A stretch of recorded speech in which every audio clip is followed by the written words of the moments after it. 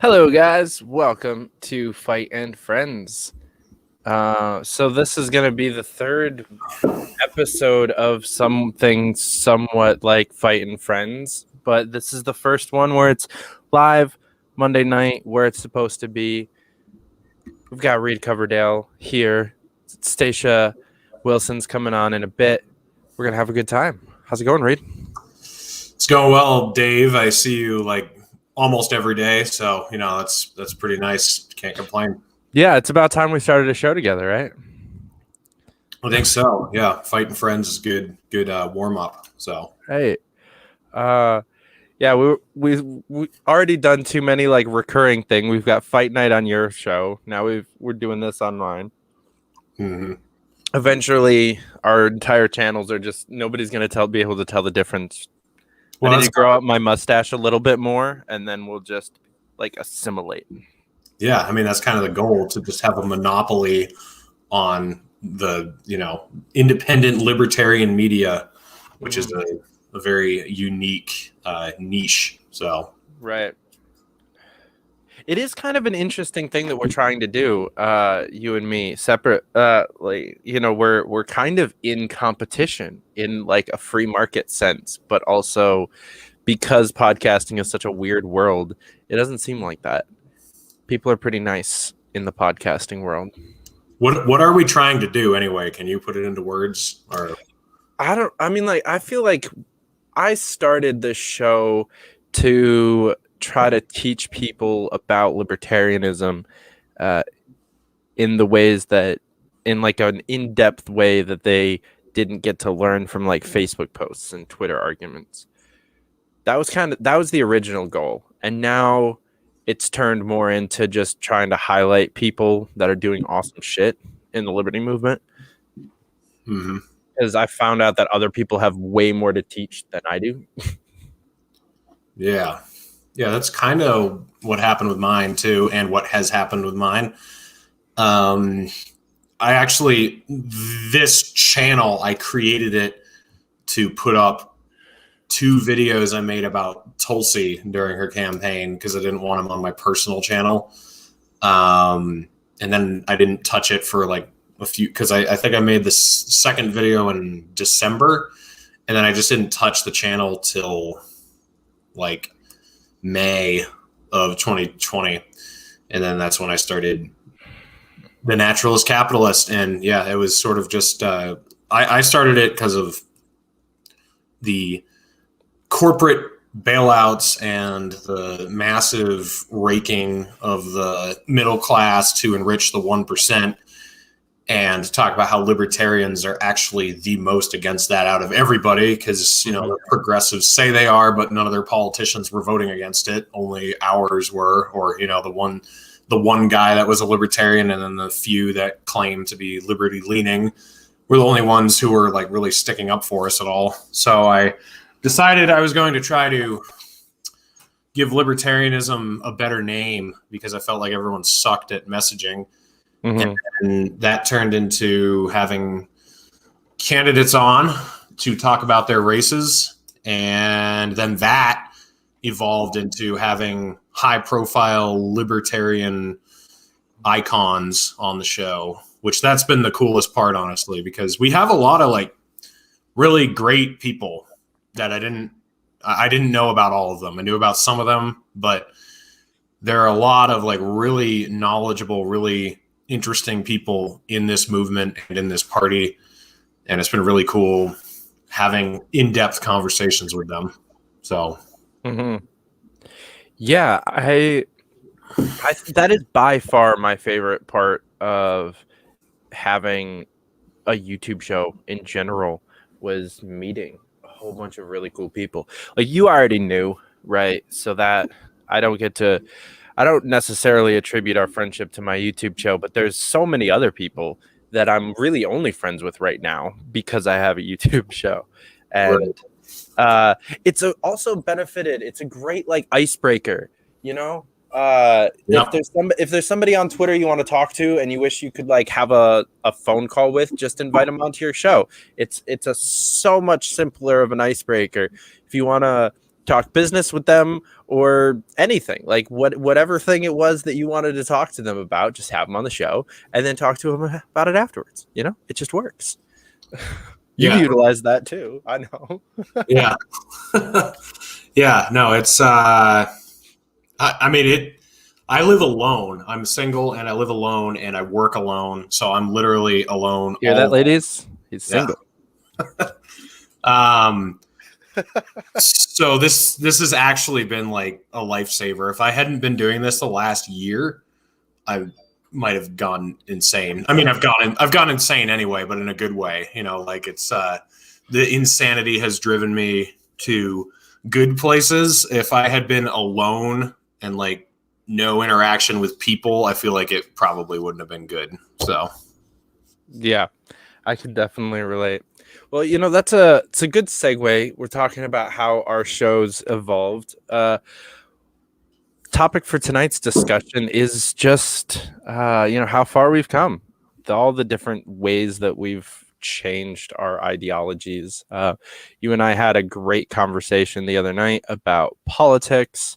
We've had plenty of conversations about we had a great conversation the other night about religion. Yeah, Freudian slip there. We talked about politics too much in that conversation too. It always leads. Yeah, we've had plenty of conversations about how our ideologies have changed over religion, even like the subtle racism that we grew up with, and different like crazy things like that. So yeah, I feel like there's so many different avenues of conversation there. What do you think is like the biggest just fundamental belief change that you can say that happened to you during 2020? Let's just go short term. 2020. Yeah.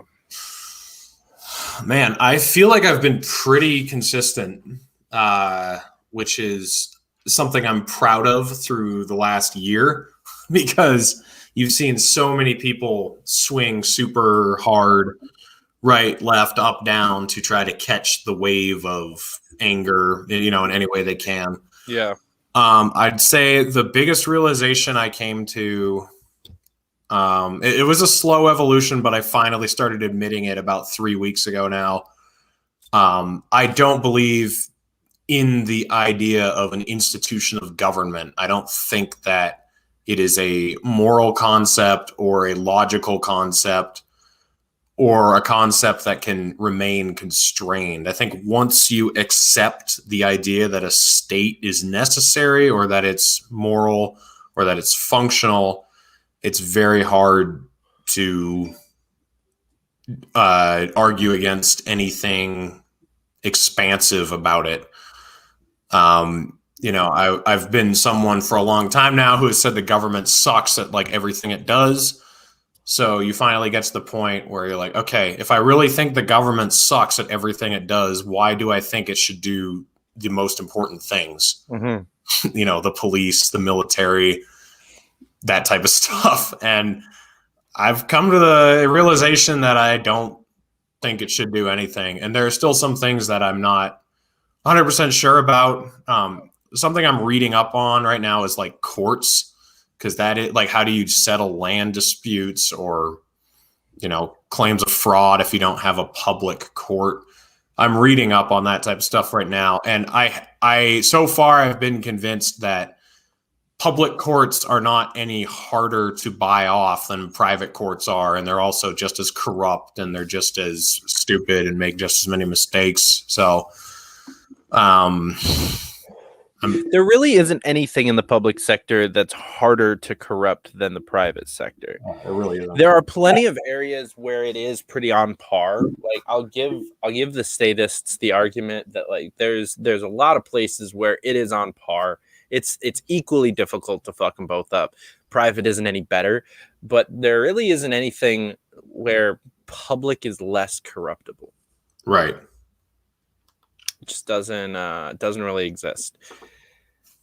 Agreed. Yeah. I mean, somehow really what it is there's an illusion that if something has been publicly funded and publicly voted on, that it is somehow morally superior to another, to something else. And that's the idea that I've abandoned. Like, democracy is evil. It's better than it's better than a dictatorship, or it's better than an oligarchy, but it's still evil. Oh man, I'm really looking forward to the second half of this conversation with Stacia on board, because I'm gonna have to like play middle ground, because you're just gonna be like, black pill, burn it down. Yeah, I mean, it's just a little bit less evil than more tyrannical forms of government, but all forms of government are tyrannical. So, exactly. It's just never going to work out. It's just the 51% presiding over the 49%. Mm-hmm. Because that's why we don't have a democracy. Well, yeah, why we're not supposed to have we have like we don't have a republic either. I mean, we have an oligarchy that's run by like 4 people, which is worse than democracy. Right. Well, we have a republic, but what we don't have is a representative republic, which is what we were supposed to have. Well, it's representative of the oligarchy. So. Right. It's representative of those like 12 people. Yeah, exactly. That are in power. And that's about it. So I actually am the complete opposite. My 2020 was a whirlwind of philosophical and ideological shifts. So a lot of things went into that, both like just where I was physically, just traveling around and getting to meet a lot of people and experience just other points of view that I hadn't experienced yet. Also just the culture shift of like COVID and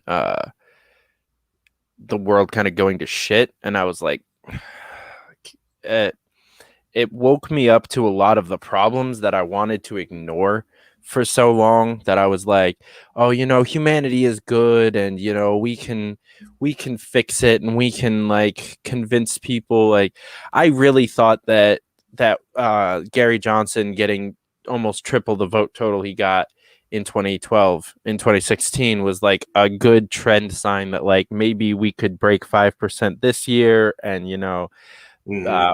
there would be like Ricky Harrington might be able to win, or Donald Rainwater, or even like some of these other smaller candidates. I was like, yeah, we got one, right? We got one singular win, state legislature or above. Well, we did get one state legislature in Wyoming. Yeah. We got Marshall, like, who's awesome, and I'm glad that he exists, and I'm glad that we got that victory. But like, that woke me up, not just to the political stuff, but just to the world itself, about how polarized, like Ricky qualified for the debates, and then his opponent just didn't show up. We had Brad Barron qualify for the debates, and then they changed the thresholds. Like, so many things where we should have like pushed past this thing that we've been fighting for so long, as just the anti-establishment movement, not even the Libertarian Party, like fuck the party, just the movement in general. Watching it happen to Tulsi, and as people are going to shoot me as I say this, but Bill Weld got fucking shat on through the Republican primary in a fairly similar way. People were literally polling a yes or no Donald Trump question in the primary. Like, there was only 2 people in the primary, and one of them was getting like shadow banned out of the primary polling. It's like the it was funny because the Republicans liked Tulsi, so they were constantly talking about how horrible it was, how the Democrats were treating Tulsi, and it's like, okay, Tulsi has like 1% nationally on a good day. Bill Weld has like up to 8% sometimes nationally in your polls, and you haven't had a single fucking debate with him. So I don't like Bill Weld, but I encouraged a lot of people to vote for him in New Hampshire. I will say that out loud. People can hate me for it. I would have voted for him before Donald Trump if I were a Republican.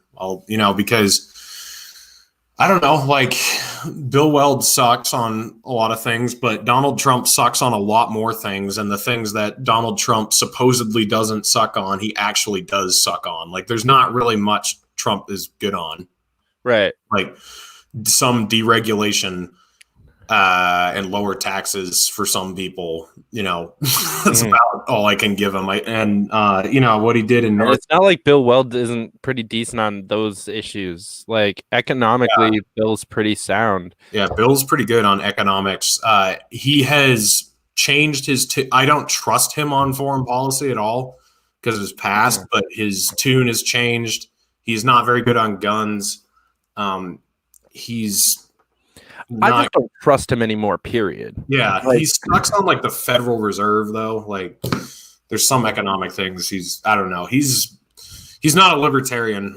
He's a Republican, definitely. But actually Trump, so that's a fact.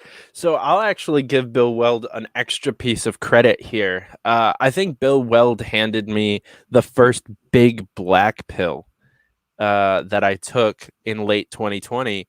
Oh my! Because this is a weird thing to consider a pivotal moment, but the moment that I actually believed the 2020 election results was when I heard it from Bill Weld. Bill Weld got on fucking, I think it was ABC I was watching. I was at Zach's house, and we were just watching. I was either MSNBC or ABC, one of those two. And Bill Weld gets on and starts talking about how he's looking forward to a Biden administration and that we've really done a good thing and like rid our country of this horrible disease that is Donald Trump and blah, blah, blah, blah, blah. Typical blue pill talking points. And really like watching him parrot that bullshit was what made me actually believe the election results, because they had been calling it for Biden for about 2 hours at the time, 2 or 3 hours, and I was like, I don't really believe you. Like some shit can happen, but Bill Weld getting on and being like, nope, it's a done deal. I don't know, because I know I trust him so little that he wouldn't have gotten on TV and said that shit if it wasn't a done deal. If it wasn't perfectly, completely rigged and finished, he wouldn't have been on TV saying that shit. Like he's too smart for that. So I was like, all right, Mr. Weld said it's true, so it must be true. And the system is fucked. That's one of the only times you can say Mr. Weld said it's true, so it must be true, right? I know we just got like two more like viewers popped in as I was saying that sentence, and I was like, oh fuck. They're gonna zip right back out. Oh man. Yeah. Black pill. Let's see. The other thing that I came about a realization. I don't know if this is really a change in philosophy, but it was a realization, and you can comment on this. So, this has been a conversation we've drawn out and had we've done videos about it. We literally did a video with Dave Smith about it.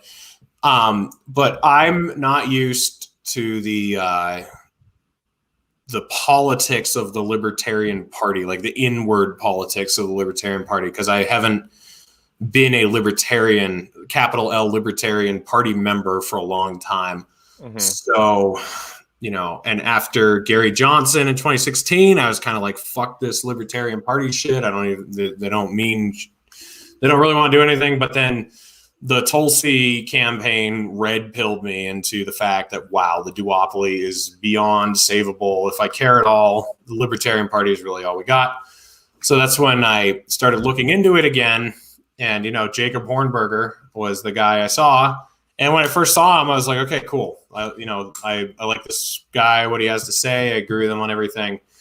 And then Amash got in the race. And man, was Hornberger just like super ideological. He was calling Amash a socialist, and he was like lashing out at Joe Jorgensen and Adam Kokesh, like something about Amash jumping in. I think it just threatened his front runner status. So he just started freaking out at everybody.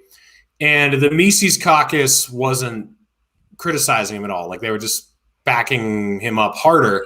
Mm-hmm. So I was like, okay, I don't really, that was my first impression of them. I was like, I don't really like these guys that much. And then Joe Jorgensen won the nomination, and they backed her. So I was like, okay, whatever, good enough. And then I wasn't paying close attention to the presidential race. If you look back through my videos, I'm interviewing congressional candidates. I'm talking about policies. I do mention Joe Jorgensen, and I do endorse her, and I do talk about why people should vote for her, but it's not anywhere close to the center of my message. Like, I really wasn't, and I know you weren't either. Like, neither of us were really that focused on the presidential campaign. And I don't think we were huge fans of her either. Like, she was definitely the best option given the four choices at the end. But Hawkins, Trump, Biden, or Jorgensen, like no question. But I didn't really pay attention to her campaign. I was following her on Twitter, but I didn't see like every single tweet she put out. I did see the, we must be actively anti-racist tweet, and I wasn't a fan of the tweet.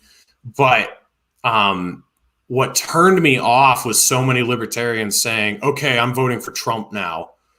And I was like, whoa, I can understand not voting for Jorgensen, but voting for Trump over a tweet like this. And then I started bringing up Trump's tweets about like bombing cultural sites in Iran, and how his tweet to kick Thomas Massey out of the Republican Party. I was like, hey, what about these tweets? Like, these did these bother you at all? If that was and I was getting the vibe that this was mostly Mises Caucus people, because it was a lot of like Austin Peterson style fans. And Austin Peterson is not a libertarian, he's a Republican, but he, kind of speaks fondly of the Mises Caucus people because he's from the Ron Paul movement or whatever. So that was my view of the Mises Caucus. My view was that it was a very small group of people who were extremely ideological and didn't want anyone in the party who didn't agree with them on everything. Mm-hmm. And once somebody says something that they don't like, they're just going to jump ship and, not vote for someone else. That was like my interaction. So I have changed my opinion on that from further exposure. I've actually realized that the most ideological, most exclusionary, most hateful toward people that disagree with them are actually what is referred to as the loser brigade. That's like, and it's true because, if you hold a wrong position there's some, like, they won't hate you if you like UBI or something like that. But if you disagree with them on one of their sacred cows, like, oh my God, do they ever destroy you? And they will like try to hunt. They'll try to like destroy you online. Like, they'll just do nothing but shit post you into oblivion all day, quote tweet you, take you out of context, like comb through all your tweets. They must be putting in keywords, trying to find. These people know their shit. That's the funniest part. Like, if they used these skills for good, we could do some awesome stuff in the liberty movement. Like, we could have Zach on and have a conversation about digital flyering and how we did that during Tulsi's campaign. I'll let him come on and talk about that sometime, because he did more work on it than I did. But like, I can tell you stories about how like a concerted effort on Twitter of like 30 people that really want to get something done can do some shit. And we could be doing that, but instead, we're combing through people's tweets. It's hilarious. I used to almost be in the loser brigade. Like, if you asked specific people a while back, like September, October of 2020, I was actively a member of the loser brigade, depending on who you were talking to. Were you a dues paying member of the loser brigade? Well, because I actually had like members of right-wing caucuses, including the Mises Caucus and like the George Washington Caucus and like a couple other groups of people, especially in the New York group, like actively try to stop my ascension in the party and try to keep me out of the state committee, They like, and because I was actively on the side of some of these people who really, they weren't the loser brigade yet. What happened was they were the little guy, so they were the revolutionary, so I was backing them up, and then all of a sudden they got just like the tiniest amount of a foothold and instantly switched to being the exact thing that they claimed to be unified against. Yeah. And instantly turned on everybody, including myself. And just, yeah, they fucking hate everybody. But this isn't about the loser brigade. Fuck them. No, that was just the only other like thing that I've really changed my mind on, because I was never like really allies with the loser brigade necessarily, but I was really skeptical of the Mises caucus just because of the few people I'd interacted with and the perspective I had coming in. But frankly, they're my homies now. Like, I mean, I resonate with the Mises caucus more than anybody else at this point. Yep. So that has been a change. So. Mm-hmm. You should look into the Radical caucus. I'm gonna start the what what would you call like the actually, I don't really know if I want to bring that up. Never mind. Just forget that train of thought. That's for the off-air conversation. That's for the behind the paywall. We're gonna start a Patreon. Yeah. Oh man, we could make some money with a paywall, dude. With the shit we pump out. Oh yeah. Like that video we just did the other day. That should be behind the paywall. Like that would. Yeah, if we put the second half of that behind a paywall, man, I would pay to watch it again because that was some fire shit. Yeah, I'm definitely thinking we should, for Fite and Friends, we should definitely do like the first hour, maybe hour and a half on YouTube and like everything else. And then put it either on everything else like behind a Fight for Liberty or Free Speech Media paywall. Yeah. So it's like, yeah, you either have to be watching it on Trovo or something with Free Speech Media, or like you're on our Patreon or something to catch the last half an hour of just the fucked up shit that would get us deplatformed from YouTube. Oh yeah, sure. I'm surprised that video is still up with some of the stuff we said the other day. But dude, when I couldn't find it the next morning, I was like, oh my god, it got taken down. That's probably why I just lost 110 subscribers. They're like, well, we'll go after his subscriber count instead. He won't notice that as easily as, you know, us removing one of his videos or something. But that's probably accurate. Yeah, maybe YouTube isn't a fan of their content creators cheering on school buses crashing. Okay, that deserves some context right there. But you're gonna have to go watch the video to get the context. Right. It's episode 80, The Fight for Truth. Go check it out. See why a moral person would cheer on a crashing school bus, because we actually made an argument moral Christian that makes moral Christian, if there is such a thing. You know, that would a case for a moral Christian cheering on a school bus crash. You got to go check that out. It's a stirring conversation, as you might guess at this point. So school buses crashing are good. So are the Nazi flags. It's a great conversation. Go check that out. Also, why when you're evangelizing, you should carry a wordless book and a handgun. So you just got to watch it. It's all about context. It sounds terrible out of context. I'm not going to say it doesn't sound terrible in context either. It'll just make more sense. It just makes more sense. Yeah. It doesn't make you feel any better about the people that we are. No, absolutely not. No. Oh my god.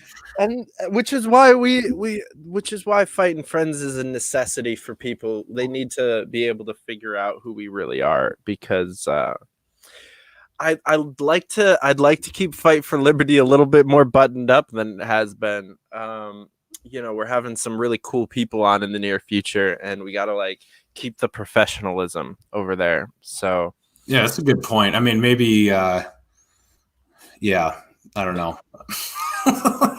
It's not a bad idea. Are we just gonna dump like secrets about our past on here now? Is that like where this is going? I mean, I'm fucking fine with that. I'm an open book. Sure. Well, I did. So Well, I I am did not. cocaine for like 7 years. Just kidding. Well, I'm not. I'm actually not ashamed of any of this, and there's still pictures online of it and videos on my personal channel. But I'm way into World War II, and I've been a reenactor on both sides of the war. I've been on the History Channel on both sides of the war too. I was an American soldier on D-Day and a German soldier on D-Day. It was the 70th anniversary, so 2014. We did a shoot at a beach in Scarborough, Maine, and we also, I think we shot like 2 days before that in Candia, New Hampshire, in a bunker in the woods. We were like shooting an MG42 out of the window, and I was just a German soldier, like carrying the ammunition. But I do own like a ton of World War II paraphernalia. I've got guns, uniforms, medals, flags, like from both sides. And I don't know. I don't see anything wrong with that. That's history. I met some fucking weirdos though. And I was part of a German reenacting group. And I didn't feel comfortable with it after like a couple months because there were just some fucking weirdos who you could tell they liked dressing up as German soldiers a little bit too much. And then there were some people who they were into the SS stuff. And the SS was not just the death camp units. There were like Army SS units. It was the Waffen SS. But still, like, I don't know, just it was weird to me, like being into the SS, even if it's the Waffen SS, because it's still like really fucking evil. And they were. It takes a special kind of person to want to dress up as that specifically. Yeah, I mean, just being a German Wehrmacht soldier is, I don't know, like that. There's nothing political about that. It's just like but being like an SS soldier is like dressing up as a CIA operative. It's like a whole different step. So I quit doing the German reenacting because I just didn't like it. And I wanted to be an American anyway. But then I couldn't find a group that had American reenacting that was near where I lived. So I just gave up reenacting. And then we made, I phased from reenacting into making World War II movies in late high school. And then after I got out of high school, I was making them with my brothers who were still in high school. And that was a lot of fun. We made a lot of fun World War II flicks. They're like, some of them were like half an hour long or whatever. They were dramas, and we'd use special effects to create the battle scenes, and I don't know, but it was fun. But there are pictures of me out there in a German uniform, and I'm not going to delete them because I'm not ashamed of them, because it was historical reenacting and it, actual like being in a documentary and stuff like that. To me, like there's a fine line where it's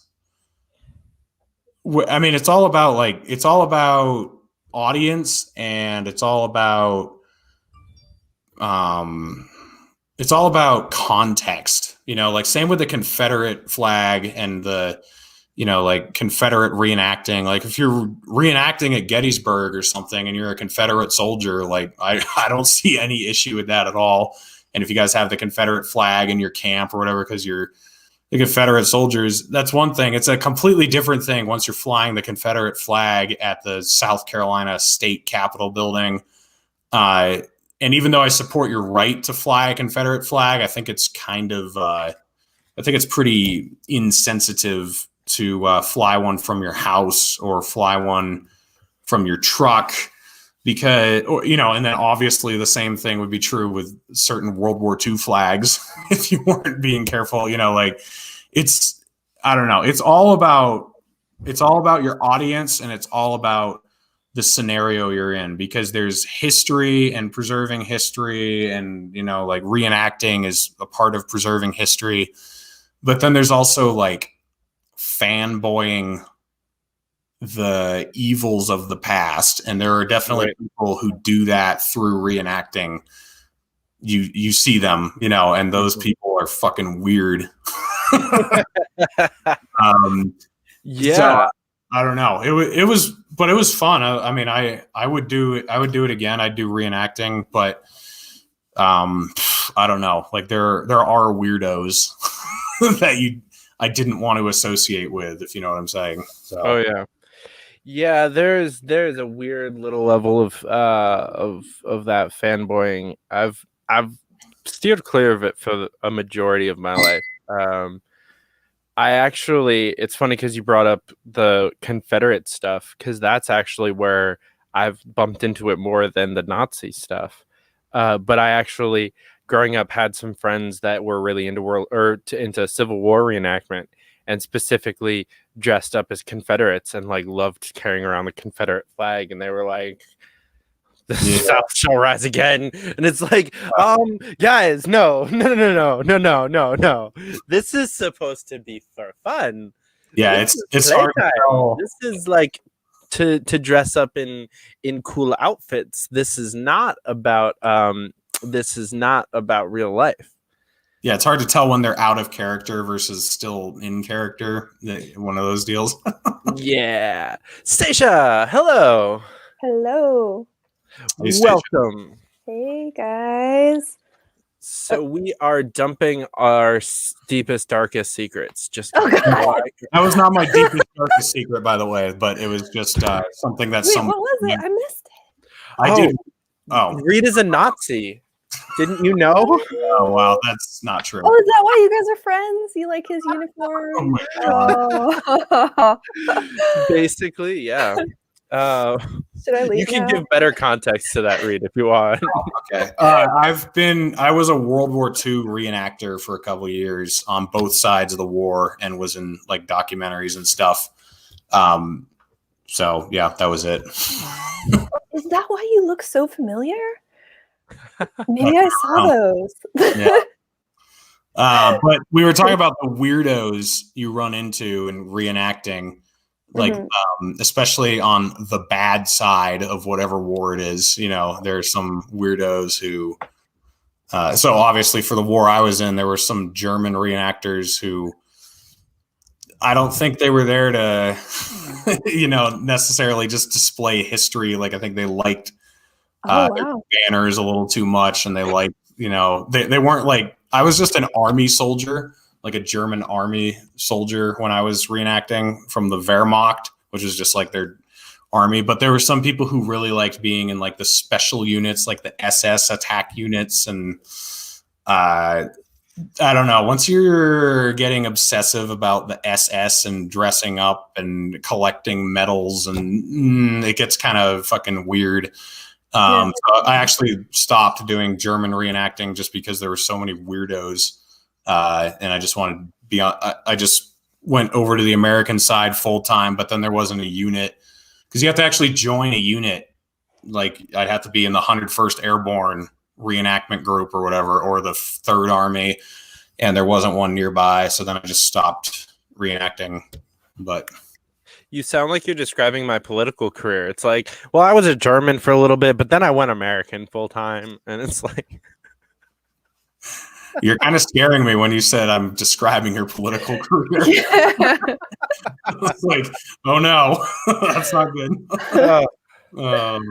Oh my gosh. Yeah, I guess that's my deepest, darkest secret at the moment, is that I worked for fucking Donald Trump and Joe Biden. Yeah, see, you worked for politicians that were like not too far from the Nazis in some ways. Both of them. I know. Both of them. Wow. Man. So, Stacia, what is the biggest ideological shift that you had during the year of 2020? Oh, wow. Well, I hadn't been paying attention to politics before. Like, I really didn't care.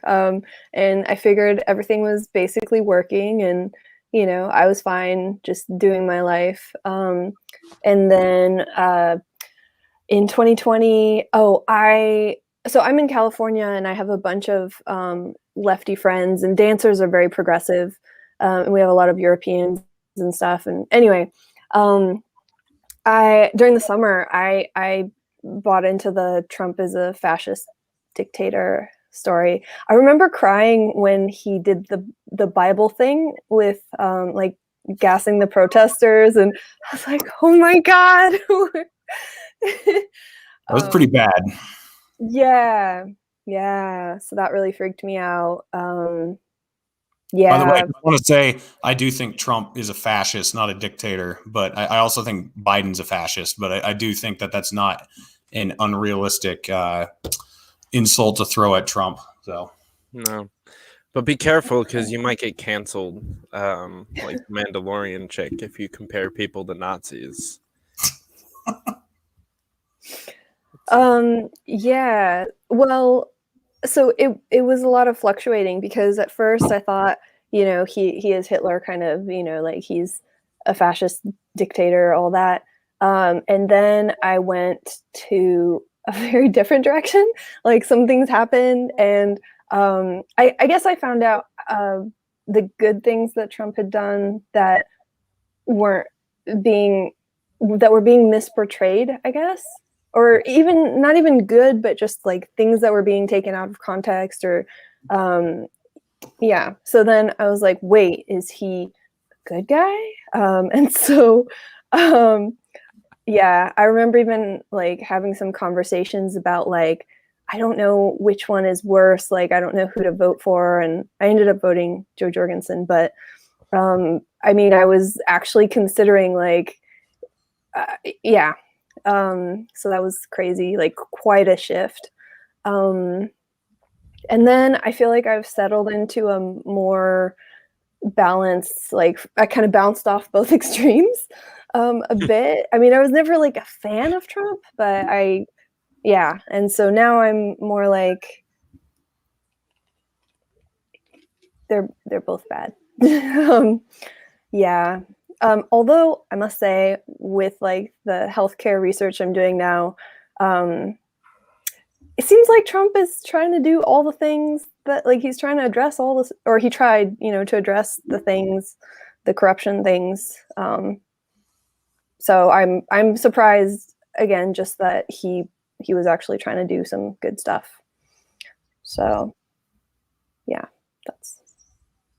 it was. Yeah. There were definitely plenty of moments where I questioned it for half a second. I was like, how much of what I think about Trump do I think because I was told to think that? Because like there's a very clear message that you are supposed to hate Trump. So if there's something that you do hate about him, you have to like actually take pause and be like, wait, was I brainwashed into that one? The injecting disinfectant, like that was some dumb shit. Like the left media actually almost killed some people because they tried to get an own in and take Trump wholly out of context, make him sound like a moron when he was actually kind of going down a really interesting train of thought that I had gone down not like 2 days before that. Like literally, I was thinking, I was having a conversation with my friend about the like UV disinfectants, and like if we could have just like a tanning bed basically built out of them and it would like cure COVID. Would that work? Had that conversation like 2 days before this. I'm like, okay, he's going down the same train of thought I am. That's funny. I mean, don't inject bleach, but he didn't say inject bleach. The left media said inject bleach. And then a bunch of morons was like, oh, Trump, our Lord and Savior, said to inject bleach. Fish tank cleaner. Right. Yeah, I think another thing is I just want to touch on the fascist thing is nobody knows what fascism is or what it means. So many people think it has to do with genocide or race or like racism. It has nothing to do with it has nothing necessarily to do with either of those. You can have a fascist regime that doesn't care about race, like Italy. Benito Mussolini, there wasn't any like ethnic cleansing going on in Italy. I mean, fascism by its original definition is the merging of corporation and state. Really? That's all it meant. And so it's been, the newer definition has more facets. It's about like authoritarianism and militarism and nationalism, which, you know, Trump kind of exhibits all of those too. And so does Biden. But the original definition is merger of corporation and state, which is what Mussolini did in Italy. And it's also what Hitler did in Germany. It was just like corporate control of the economy. So the corporations are still privately owned, but the government regulates the shit out of everything and basically forces all the profits to a few giant corporations, which is what's happening in America now, you know, what the heck? Lockdowns and the rigging of the economy we've had. So we live under fascism. Good job, America. But so many people, when they hear fascism, they think concentration camps and, you know, gas chambers. And it's like, well, it doesn't necessarily have anything to do with that. Although we do have concentration camps, you know, small ones. So they're called migrant overflow facilities, Reed. They changed the name. Yeah. And they're not gas chambers. They're just forced hysterectomies. We don't kill this generation. We just make sure that they don't have any kids. That's dark. It's the fucking truth, though. Like, while we're saying, like, yeah, we have a fascist fucking government right now. Yeah, a lot of people, like you said, a lot of people are thinking that it has something to do with like racism, but it really, you brought up nationalism, and I think that's the ism people are looking for when they're talking about Trump specifically. Trump is not a racist. No. Trump is friends with plenty of black people and Mexican people and all people of different colors and shapes and sizes, and he's got plenty of female friends. Like, no, I'm just kidding. Like Trump, I don't believe is a racist. I don't think that he thinks that because you're black, you are X. I don't think he thinks that. I think he thinks because you're poor, you're something, or because you were born in a different country. But that's classism and nationalism, and those are two very different things. And he might have been racist before. I mean, it seems like a lot of people used Everybody to be was more racist in the 70s. Right? Yeah. Yeah. I think he is sexist. Definitely. But he's what'd you say? I think he's a sexist, though. Like, I mean, only against Rosie O'Donnell. Yeah. That was the best. I have to give him credit. I think to this day, that is my favorite debate moment from any presidential debate. Just as a fan of debating and like studying linguistics and debate and like sales skills and just that kind of stuff, I'm a huge fan of it. And like, just by the textbook, that was fucking brilliant, because there was no way. There was no comeback possible. Like, he diffused literally the worst argument to be thrown at Trump, which is the fact that he's a sexist pig. Like, they lobbed that question up there for Hillary to knock it out of the park, and he just like chimes in with just like only Rosie O'Donnell, diffuses the whole fucking thing. It was brilliant. Like, I have to give him mad props for that moment. I wasn't paying attention to politics then, so I had no idea what you're talking about. But sounds pretty funny. I think that's actually in the primary. I think that's like the first debate. I think so too. Megyn Kelly asks him. Oh yeah, you're right. Yeah, I said Hillary. Yeah, you're right. That's when he later says, like, she was bleeding out of her eyes. She was bleeding out of her wherever. What? Oh yeah, Trump her nose. I mean, oh god, dude, he's an anomaly. Like, he can just like get away with anything. I mean, when the sexist stuff, I was like, he'll survive that. But then when he said what he said about John McCain, I was like, oh my god, he said that about John McCain and people that don't get captured. Like, I thought he was done, and they loved it. I was like, wow, okay. That's not what was expecting. I mean, I gotta give him a high five for. I mean, I'm not a fan of dunking on POWs, but I am a fan of dunking on John McCain. Yes. Welcome to the conversation, Stacia. We haven't even gotten into religion. We insult dead people and make very dark jokes. Wow. Just sips tea.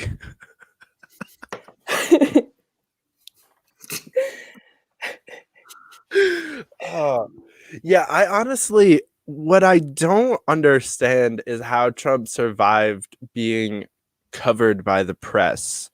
You know, if he had just stayed the exact amount of famous that he used to be, sure. Like nobody really knew all the fucked up shit. But you know, he was doing press conferences and rallies where he was like making fun of disabled people and making comments about Rosie O'Donnell's bleeding. You know, it's like, how did you survive this and come out the other end the president of the United States? I think it's just because the woke shit is so bad and people are so sick of it that they'll take anyone who's fighting against it. And Trump was the only guy who was like really taking it head on. You know, everyone else was kowtowing to it to a certain extent. And he wasn't. Yeah. So it didn't matter the bullshit and the lies and the stupidity that he was saying. It was just as long as he's not giving into this woke BS, they didn't care. Mm-hmm. So really? Yeah.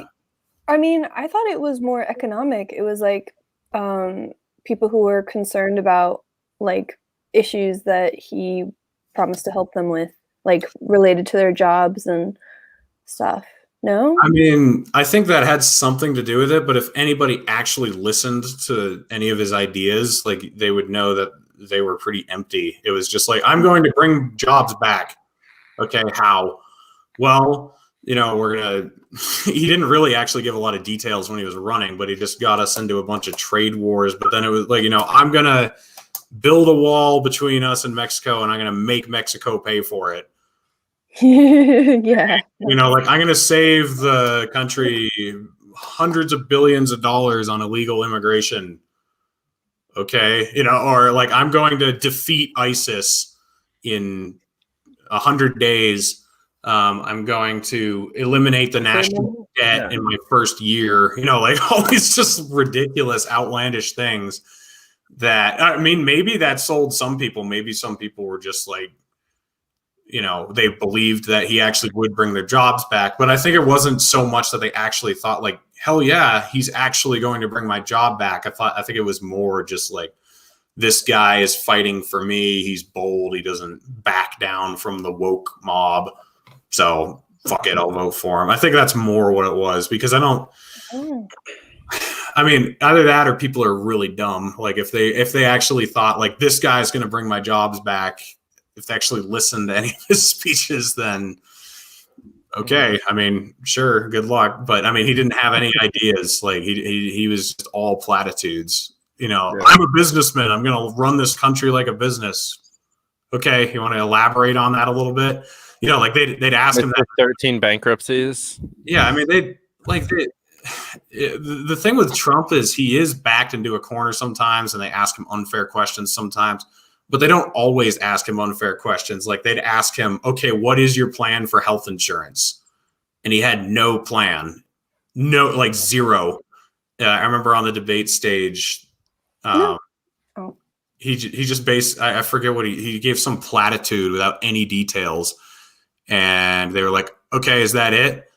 And he's like, what do you mean, is that it? What else would you need? And they're like, I mean, that's your entire healthcare platform. And they were like, he was like, yeah, what else would you have to do? And, you know, I don't know. 2015 Trump had no clue what he was talking about in a lot of those areas. I mean, I kind of wonder if he didn't know what he was doing, but maybe some people around him did. I don't know. Because I mean, I've been looking at his executive orders about healthcare, and I mean, he had stuff he was trying to do, you know. Yeah, once he got in, I mean, he had some people who, but I'm talking about like when he was running for president. Okay. He had Yeah. no fucking clue. So I think the people that really got excited about him, it was mostly just about his tenure, not so much that they heard great ideas, because there weren't too many great ideas presented. You know, it was a lot of platitudes. So Okay. I also love the fact that I don't know if this fact is true, but I'm going to say it anyway. I'm pretty sure we're the only country that has impeached a world leader that is also a member of our largest sports Hall of Fame. twice. How do we have a World Wrestling Entertainment Hall of Famer that got impeached twice as our president? He was a wrestler? No, but he is a member of the WWE Hall of Fame.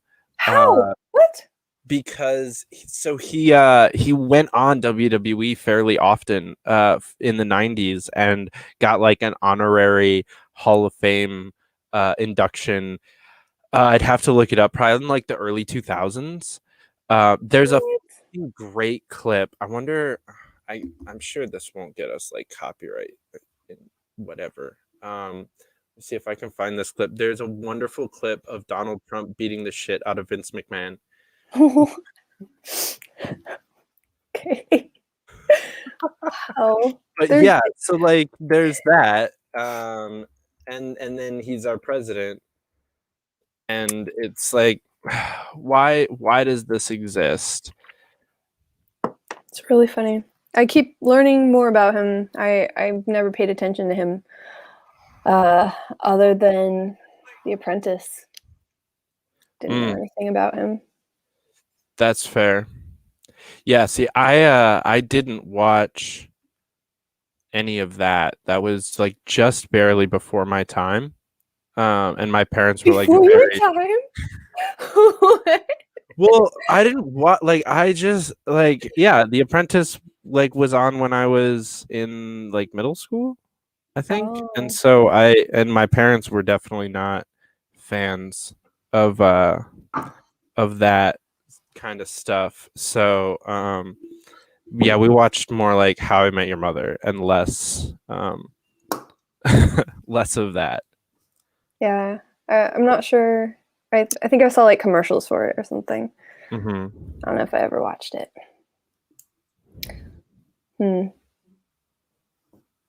Oh, we're gonna watch it.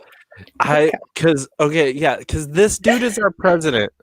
This dude This dude was our president. This dude who is shaving Vince McMahon's hair on national television was our president for a time being, and then we impeached him. That happened. Welcome to America, people. Dude, out of all the presidents to impeach, like, why Trump twice? I mean, there were so much worse presidents than Trump. Like, so much worse. Especially if we're gonna implement the idea of impeaching somebody after they're out of office. Oh my God! When do we impeach Woodrow Wilson? Like, I'm ready right now. Right now, or at least, honestly, I think the most legitimate case would be George W. Bush. He lied us into a 20-year war. That's a blatant fact that everybody knows. Everybody knows that is an actual fact. And he's still alive, right? Like Wilson is burning in hell where he belongs. George W. Bush is still walking the streets painting art and writing poetry. He's painting portraits of all the people he sent to a false war. So, oh my gosh. Wow. Yo, can we talk about how good he actually is, though? Because some of those paintings are fire. I haven't seen them. Oh, yeah, he's actually not bad. Like George W. Bush is like the new Rob Ross, you know?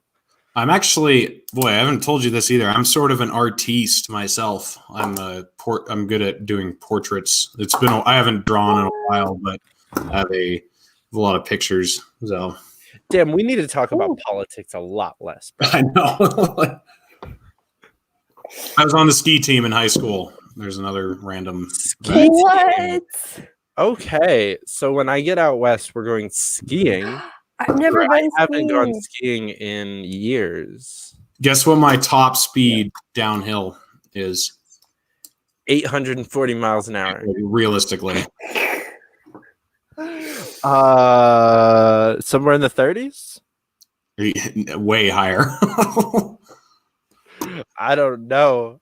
I was a novice when I stopped skiing, so 87 miles per No hour. idea what's realistic. wow.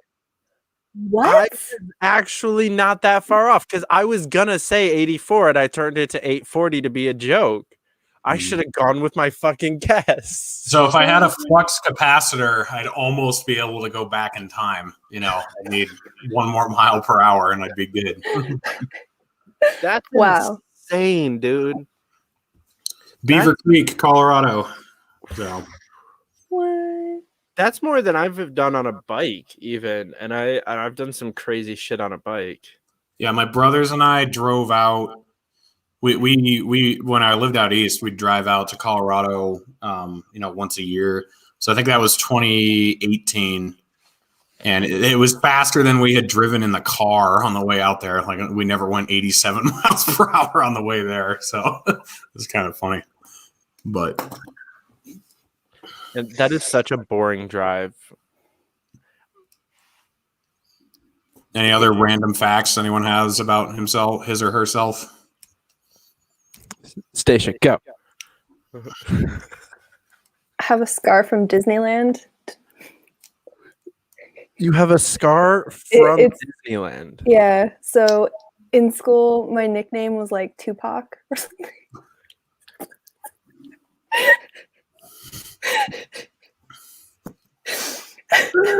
Okay, the story is a necessity now.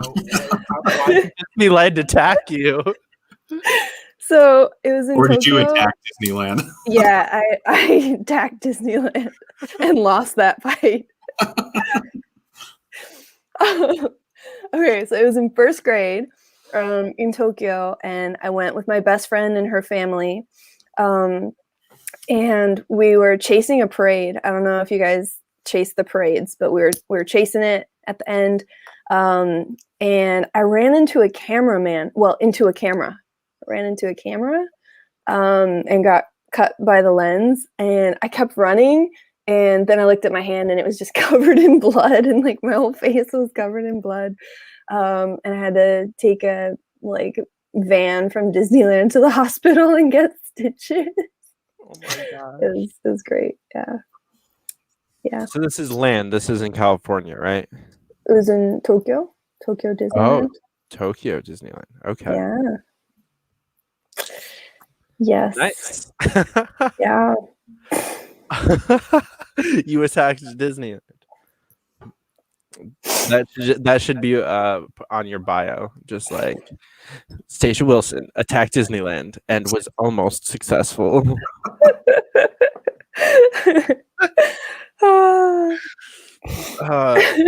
Any like major broken bones? I mean, I broke my arm, but maybe that's major. I don't remember it. People might consider it major. Fuck those arms. Who needs them? But I was so young. I was like 4, so I don't really remember it. But apparently, you know how they have to like pull the arm to reset it or something? Mhm. Apparently, I kept saying, "I gotta pee! I gotta pee!" I was trying to get out of it because it was painful.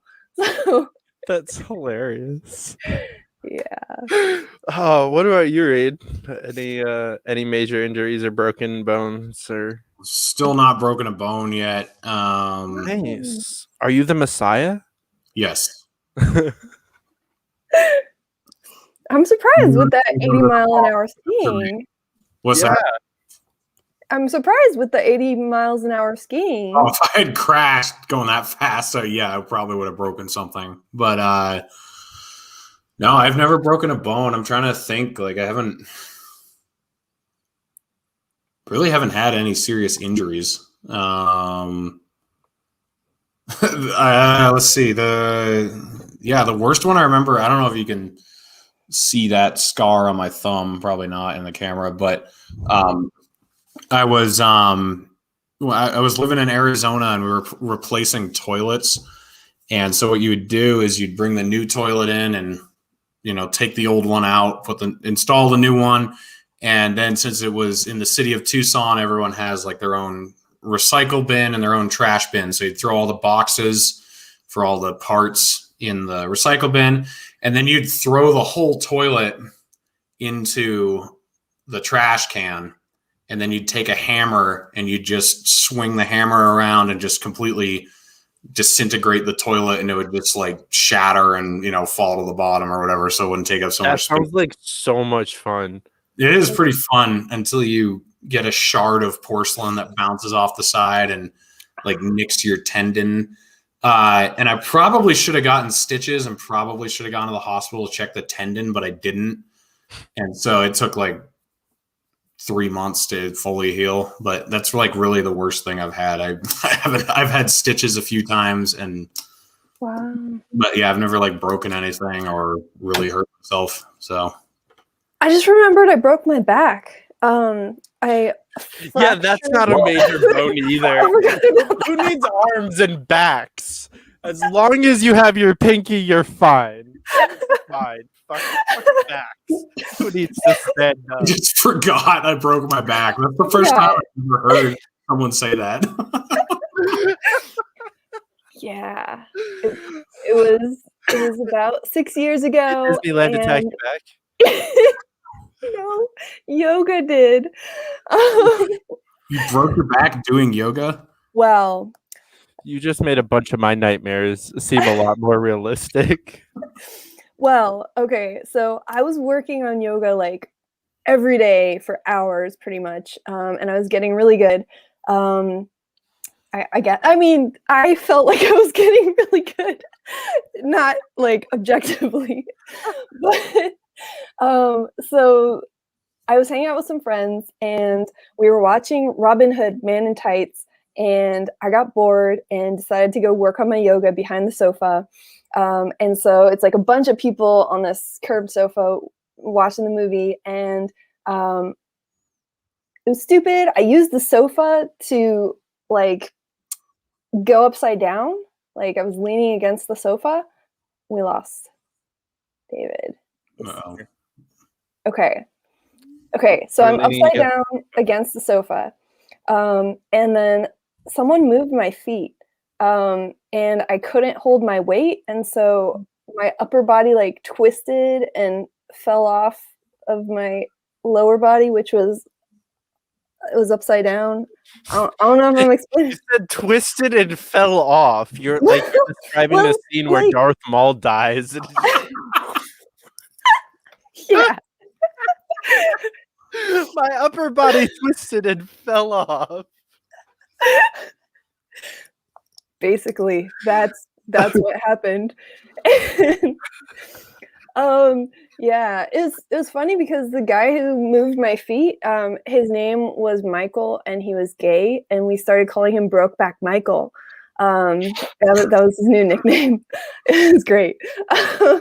Canceled.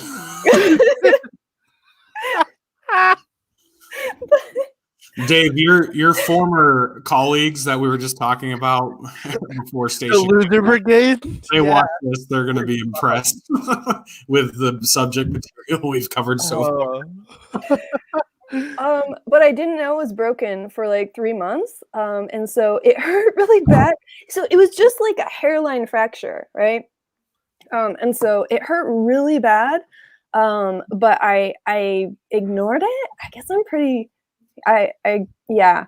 So the day before I went to the doctor to have it checked out, because I was like, it still hurts really bad, and it's been 3 months now. The day before I went to acro yoga in Santa Monica, and then went salsa dancing, and I was still like Christian then. And during salsa dancing, I would tell them, don't do any of the back bend things. You know how you can do like the back bend thing? Mm-hmm. Yeah. Okay. Yeah. And so I told them, don't do that move. And like 2 people did it, and I cussed so much. The stuff that came out of my mouth, it was abnormal at that point. But then the next day I found out I had a hairline fracture and had to like get a brace for months. And yeah. Wow. Man.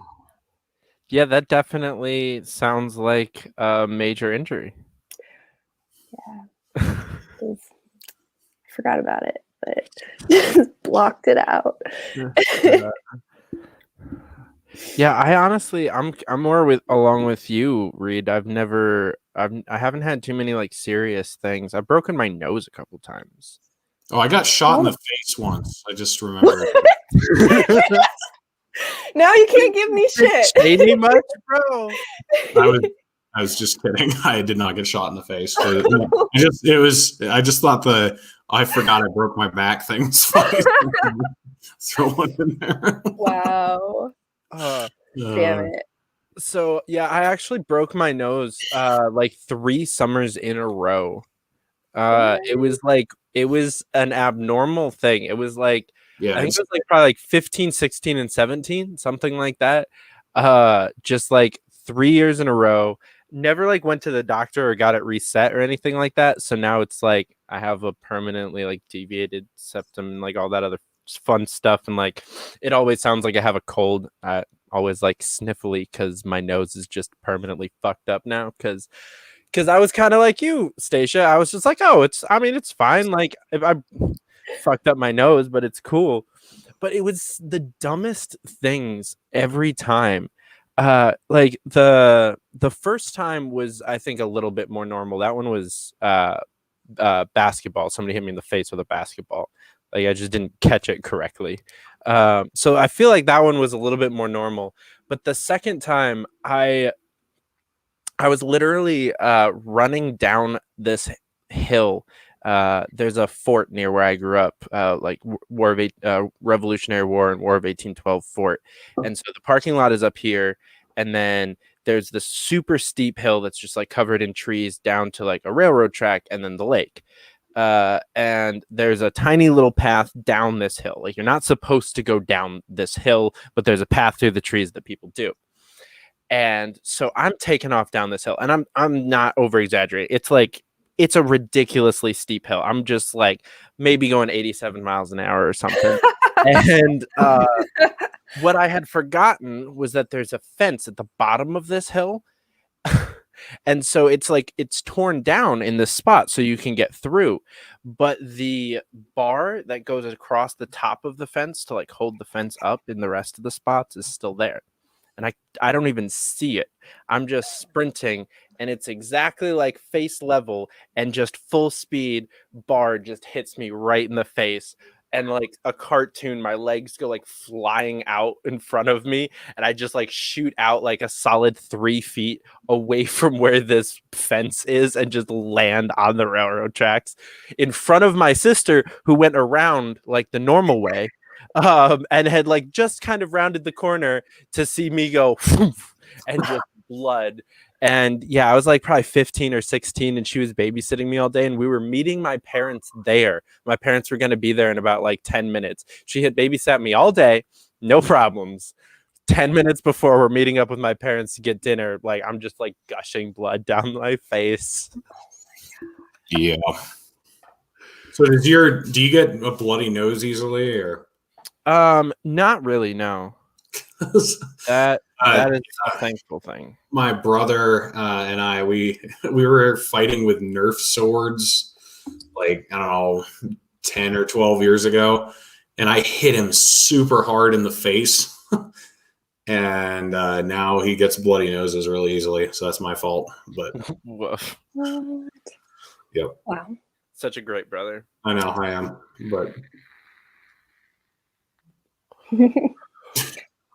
Trying to think if there are other injuries we've forgotten. I got whiplash multiple times, like multiple summers or something. Mm-hmm. Yeah.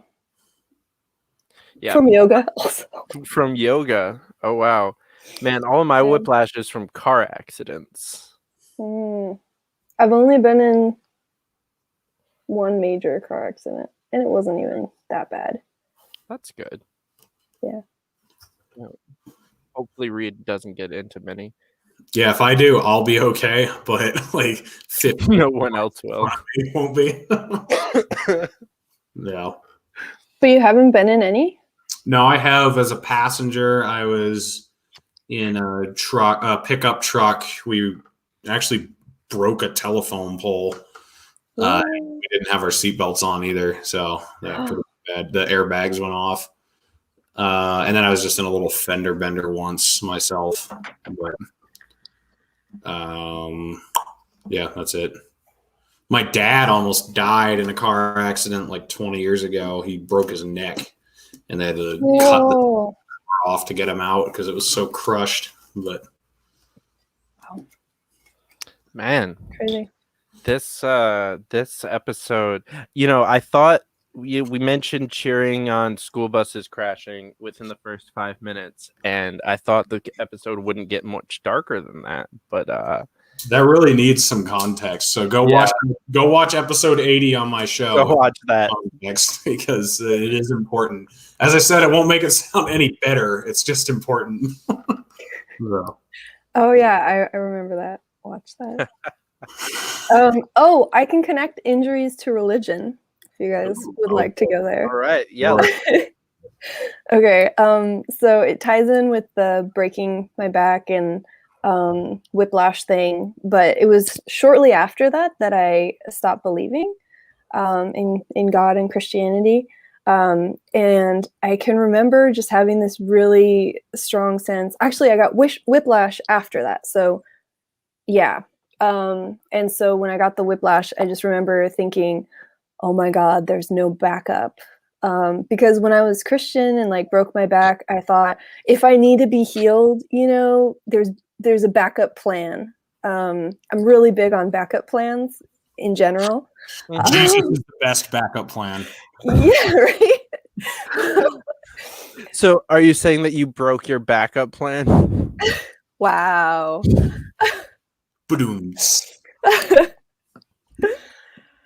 Yeah. So my bad. I'm gonna exit. Go ahead, guys. So yeah, I don't know. I remember having this just memorable experience of thinking, oh my God, there's no backup plan. Like this body is the only body I have. And I'd never felt that before. I don't know. Yeah. Can you guys relate to that at all? Or yeah, sort of. Like I remember the first time I was really scared that I was going to crash a machine on a hill. Like I was driving a Bombardier, which is a big old track machine. This was like 4 years ago. And I lost control and I was going down the hill. And it was the first time I didn't say like, oh God, help me, or like, oh Jesus, help, or, or think it even. It was just like 100% like, I better get control of this or I'm in trouble. And that to me was the first sign that I really didn't believe anymore. That when I was scared, I wasn't even asking for help anymore, I guess, because like you can say whatever you want, but once you're in a scary situation, that's when like, okay, do you actually believe that something's going to help you? Or, and I realized like, wow, I didn't, I didn't even think about, asking for help or, I remember that happening and thinking, wow, okay, I've gone around a corner. So. Yeah. The mortality thing definitely didn't play a part for me, walking away. I feel like I never really believed, Reed and I talked about this also in episode 80. I feel like a part of me never really believed in heaven and hell to a point. And so, I always just kind of was like, I don't know what happens afterwards. And it was all about like making my life here count the most. And it was more about realizing that obsessing over some 2 to 10,000 year old book of morons is not how to make my life here on earth mean the most and help the most people. But I mean, my fear was about life here, because like my greatest fear is, like losing my vision or not being able to move or not being able to take care of myself or losing my mind or just that you wouldn't be able to count on your body and like experience things that you want to, and Yeah. I don't know. So yeah, I don't know if I think I believed in heaven and hell, but I didn't think about it a lot because it doesn't, I don't know. Yeah. Doesn't quite compute that much. Yeah. But I thought God could heal me, like if I needed to accomplish things in this life. Yeah. You'd go down to the river 7 times and dip. Who is that? I'm trying to remember the guy that goes down to the river 7 times to heal his leprosy. You had to ask because what's his name? Lazarus, right? No, he's the guy who gets raised from the dead. Yeah, that's a little bit different. What was his name? Nope. I can still read books of the Bible though. I still remember. Genesis, Exodus, Leviticus, Numbers, Deuteronomy, Joshua, Judges, Ruth, 1st and 2nd Samuel, 1st and 2nd Kings, 1st and 2nd Chronicles, Ezra, Nehemiah, Esther, Job, Psalm, Proverbs, Ecclesiastes, Songs of Solomon, Isaiah, Jeremiah, Lamentations, Ezekiel, Daniel, Hosea, Joel, Amos, Obadiah, Jonah, Micah, Nahum, Habakkuk, Zephaniah, Haggai, Zechariah, Malachi, Matthew, Mark, Luke, John, Acts, Romans, 1st, 2nd Corinthians, Galatians, Ephesians, Philippians, Colossians, 1st and 2nd Thessalonians, 1st and 2nd Timothy, Titus, Philemon, Hebrews, James, 1st and 2nd, 3rd John, Jude, and Revelation. You missed 1st and 2nd Peter. Fuck, I'm useless. You had all of it other than 1st and 2nd Peter. Bad. That's the New Testament. That's D minus. Reed Coverdale. D minus. Wow. Yeah. That's the Christian gradings curve. It is like one little fuck up, and you basically fail. Well, not basically. You just do. You burn for eternity. That's not basically failing. That's a pretty solid F right there. Press F. It's like, wait, did you lie about your homework? Yes. Okay. And student B, did you literally start a genocide? Yes. Okay. You guys both get the same exact punishment. Right. Jesus. The wages of sin is death, David. Yeah. Yo, on the press F though, I'm gonna bring this back to politics for 2 seconds because I think my favorite libertarian messaging I have ever seen, and we didn't do it nearly hard enough. But in New York, in 2020, the libertarian ballot line was the F line. So there was because it's like at the Republican, then Democrat, Democrat, then Republican, then conservative, whatever, and we were row F. So we actually had a messaging campaign on press F to pay your respects to the government, or vote F to pay your respects to the government, and it was my favorite pun that we ever used in libertarian messaging because it was the only time that we've ever actually been on the pulse to something funny. Something funny. I mean, now with the incorporation of Dogecoin and crypto memeing, we're a little bit back in the game. Nice to see. Yeah. But yeah, I think to go back to the religion, I think the that point you just made, Reed, of there not being any kind of a hierarchy to heaven and hell, and it's just being a binary choice. Well, no, heaven, you build up riches in your mansion. The more good works you do on earth, and God will say, "Well done, my good and faithful servant." Or if you just barely make it, he'll be like, "Get in, dipshit." So get in, loser. We're building gold mansions. That's right. Oh my god. Yeah, the ludicrousy of all of that, I feel that's why. So there was a time period where I wasn't an atheist but I wasn't a Christian, and I was kind of like somewhere in the middle where I believed like creationism. I was still like a New Earth Christian or like creationist, but I didn't believe all of the Bible. And I started just because I was getting to the point of like admitting that I didn't know shit, but I just started believing that like the Greek mythological version of the afterlife is how it worked, and I just like went about my life like that. I was just like, yeah, there's like the Isles of the Blessed and like the Fields of Asphodel and like whatever, and like yeah, like that's I'm trying to make it to the Isles of the Blessed, like fuck it.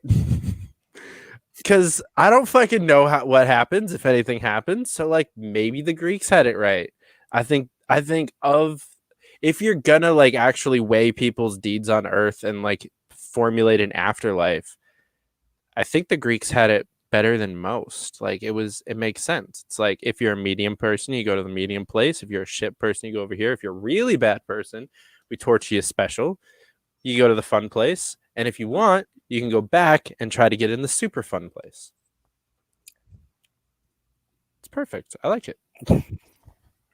I just don't think that, like, I don't know why there's any reason to think that anyone cares what we do other than us. Like, in terms of like rewarding, you know, or ranking our goodness or something. I just don't think, yeah. I think God has like a jury. He's not just like the judge. Like he has like a bunch of judges with like the scorecards, like you know, like 1 through 10 or whatever. So if somebody forgives, like someone Dancing with the Stars, asks you for forgiveness, and you say, "Okay, I forgive you." You know, all the judges like they rate like, "Okay, that was an 8." You know, like he forgave him pretty quickly, or you know, like. If the Roman soldier asks you to carry his backpack another mile, you hesitate for a few seconds and you're like, okay, fine. And so then they're like 5, 6, you know, like they rate it. And then, you know, then God just like tallies it up throughout your entire life because he's, you know, or maybe all the judges are God because he's omnipresent. So he can be in like 10 places at once. Just like Genie. He just like makes a bunch of himself to be the judge and jury. I think that's the one. Yeah. That makes Have either of you guys watched The Good Place? Oh, so it's hard for me to actually like.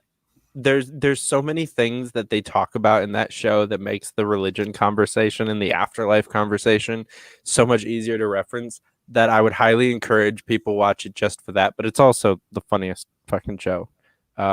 Like legitimately my favorite comedy that's out there right now.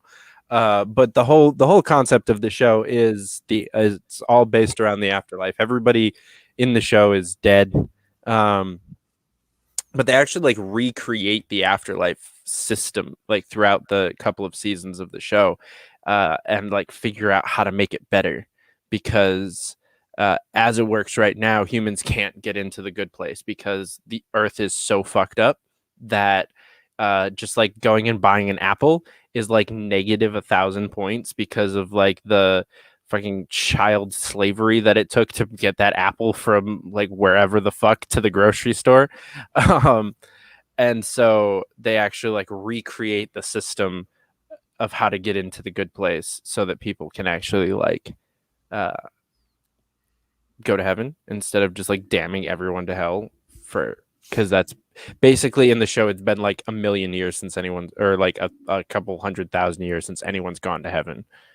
Wow, sounds like you know, if Christianity is true, they need this sort of system in heaven. They got to be like, hey, you know, production's low. I mean, I know we all live forever here, so we don't have to worry about retirement or whatever. But got a lot of mansions to build, and you know, hell's getting kind of full because you know we have sort of strict entry level position, you know, requirements here. So. 27 years of experience for an entry level position. Yeah. No. Wait, so we're going to heaven to work? We're all becoming contractors? Well, we gotta like pave the golden sidewalks and, you know, maintain the mansions. So right. Angels would do that. Angels don't do shit. They just We're gonna be too busy. No. We're gonna be too busy worshiping to think about any of this. right? You guys have heard that spiel, Yeah, right? have you guys seen like how fucking whack cherubim look and seraphim? Like the do you The guys? eyes and the wings. We're gonna and dunk on angels now. Is that really where this conversation? Like, it's a lion head and a goat head and a man head and like 6 wings covered with eyes or whatever, and it's just like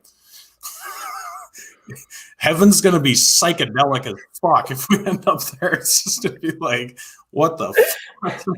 They're not. I mean, they're pictures of angels. They're always like these like really fit humans with giant wings, and it's like that's not how any angel is ever described. I mean, the angels that are human are never described as having wings, and then the winged angels are like fucking abominations by the sound of them. They look like wheels of eyes with mixed with fire, and like I don't know. It's like it's gonna be weird.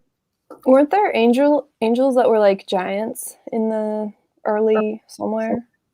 Am I remembering that? No, I'm just kidding. I don't know. I think that is in the book of Ancient Aliens. No, it's Second Opinions 336. So. No, I think that's really in there. And wasn't it like they were having like kids with humans and In the Bible? I don't know. Bible. In the Bible that looks like this. The precious. Probably not that one. I'm gonna look that up. There could be. I don't. I need to look into that. Right? Fuck, man.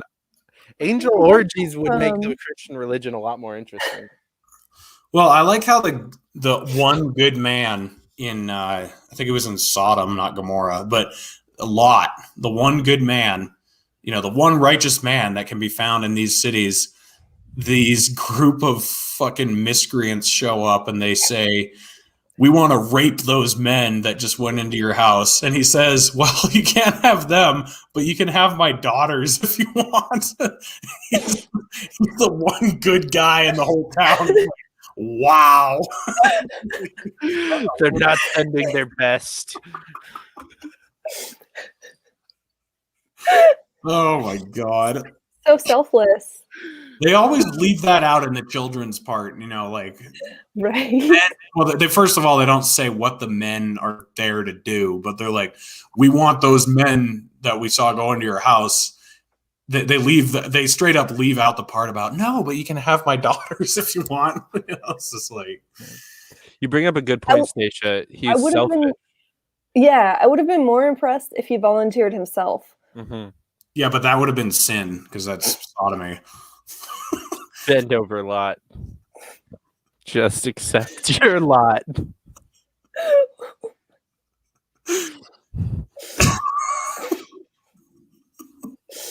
Well, see, it's not fair. His wife gets turned into a fucking pillar of salt just for looking back at the fireball, but he gets off for, he's fine, even though he basically was ready to give his daughters to a bunch of fucking rapists. It's like God's priorities are a little off, if you ask me. By the way, what's Lot's wife's name? I think she's just Lot's wife. I don't think she has a name. Probably not. Sodium. Man, guys nowadays think their wives are salty, but they don't know what it's really like. Oh my God. Wow. Okay, I need to chill out with the puns. No, it's wait, so then that's what we're here for. Lot's daughters have sex with him after that. Like they get drunk and then have sex with them. Pretty sure. Israel sounds like so much cooler of a place than when I read about it. Oh, it wasn't Israel. It wasn't. Yeah. It was like, wasn't it in a cave? Yeah, they got him drunk and then had sex with him. It's fucked up. Well, maybe they were. Wait, they didn't actually get sent out though, right? I was gonna say maybe they were traumatized from. Yeah, they're seeing their mom turn into a pillar of salt. That'd be traumatizing. Yeah. Yeah, there's a lot of like fucked up stuff in the Bible when you read it when you're older. When you're a kid, you don't really understand, or your parents like skip over certain parts, and then you go back and you're like, "Oh my!" So. Oh my. Yeah. Yeah. It's weird how quickly I feel like I forgot all that stuff. Like it just kind of like wiped my memory or something. I don't know. How religiously were you brought up? Like, did you have to go to church every Sunday? Yeah. I mean, my parents are missionaries, and I think they're both technically pastors. So like when they'd preach sometimes, especially my dad. Mm-hmm. Yeah, so we were like always kind of behind the scenes at churches, behind the scenes as in like felt like staff, I guess. Yeah. Yeah, my dad was a deacon. Oh. So, and we also worked at like, we'd do the whole 9 yards. We'd do vacation Bible school. We'd go to summer camp. We'd do 5-day clubs. Mm-hmm. What are 5-day clubs? You what? What are 5-day clubs? Oh, yeah, some superior. I was kidding. I wanted to be the most Christian-y. Wait, do you know 5-day clubs, Dave? Oh, fuck. We should compete with songs. We'll see who knows more of the songs. I'm in right, out right, up right, down right, happy all the time. Oh yeah, you know that one. Yes. Fuck yes. Oh my god. The worst part is that like I'm still pretty consistently around my family. And they're all like still super duper duper into that shit. So it's only been a couple weeks since I heard that song. Yeah. But, not fair then. Not fair. Cheater. Yeah. Gee, thanks. I am an A. I am an AT. I am an ATHEIST. No, I was kidding.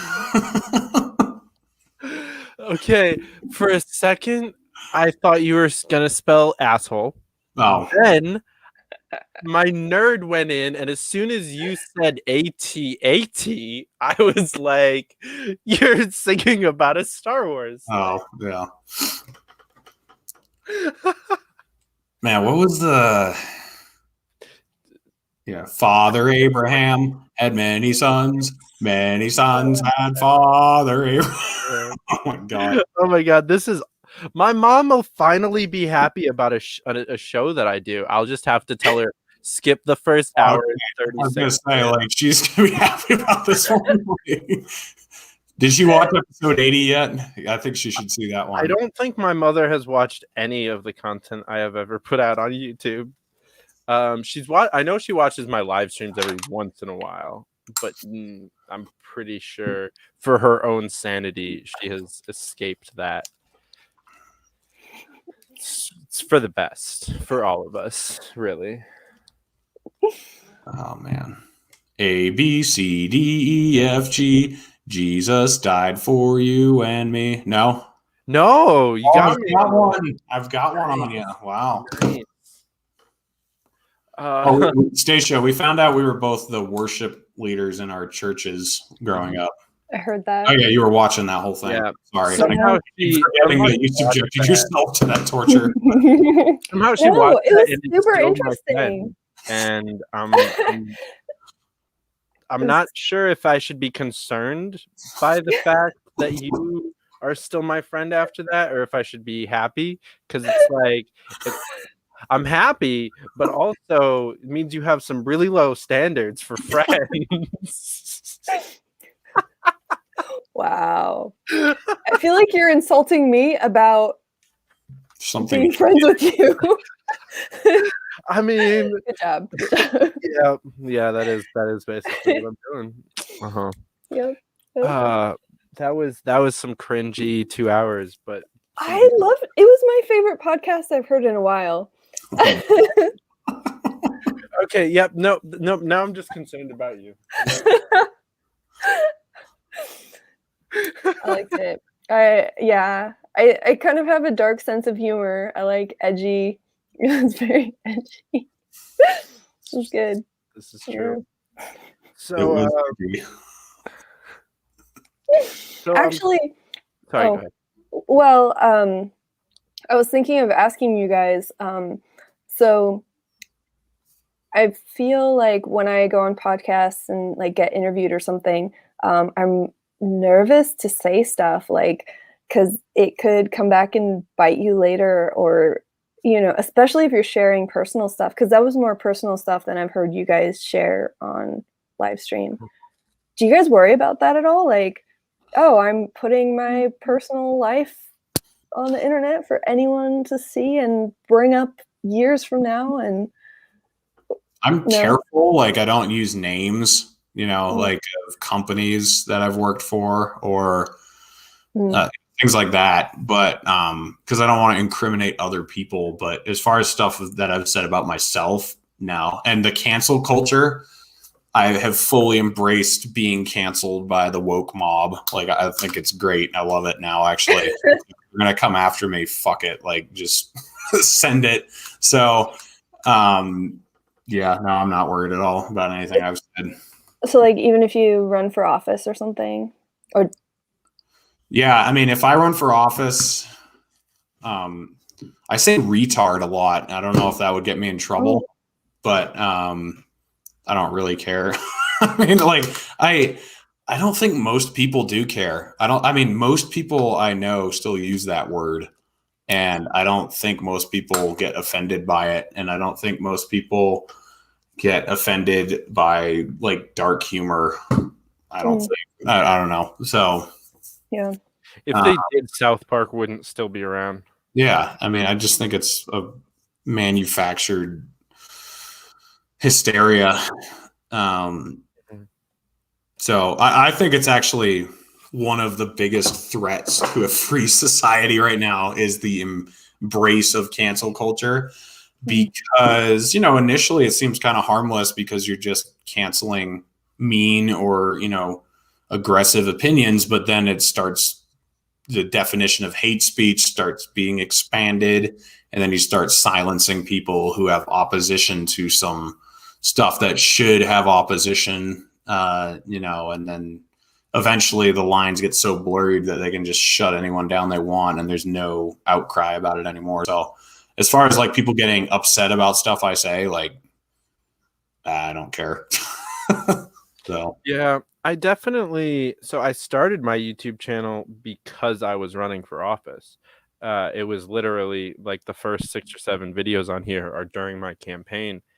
And so I was like really careful in the beginning, and I started cleaning up my social media presence. And I think part of it's a black pill of, that if I'm going to get canceled, probably I'm going to get canceled. Like, if the government wants to know something about me, they could know it already. Like, they're listening to this. They've listened to if I run for office, people are going to find out about all of the things that have happened, no matter how hard I try to cover it up and hide it. Maybe I shouldn't give them ammo by going on YouTube and saying things like cheer for buses crashing, but or that the Nazi uniforms look really cool. I could have made their lives a little bit more difficult, but I feel like we started off talking about Trump and his like battle against the woke mob. Not that I want to align myself ideologically with Trump in any way, shape, or form, but for me, I think part of it was actually not shape. Yeah. There was a wake up call for me in 2016 that you didn't have to be Mitt Romney to be president. You could be Donald Trump. Like, you don't have to be buttoned up, perfect, married with 3 kids and a ranch and blah, blah, blah, which was my plan. Like, I've said it a couple of times now. Like, Mitt Romney is what made me want to be a presidential candidate, not because of his policies, but just who he was, like his life story. I wanted to be him for the most part. I wanted to help a lot of people through business, have an awesome family, and then run on my morals and my credentials and be president of the United States. Like, that's what I wanted to do. And then I watched Trump do what he did, and I was like, well, fuck, it's easier than I thought. Yeah. At this point, I'd rather people know the real me, because I've spent a lot of my life, especially in like the sales trainings that I did, and I learned how to manipulate people and like be a fake person, and like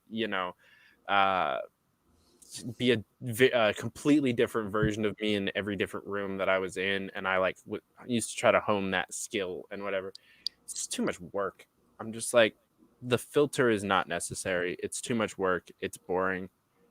It's so much more fun to just be like, fuck it, like cursing is fun, just like talking about real life is fun. Talking about drugs and sex and the things that actually fucking matter to people is so much more fun than being like, well, the Dow Jones is up 2.7% today.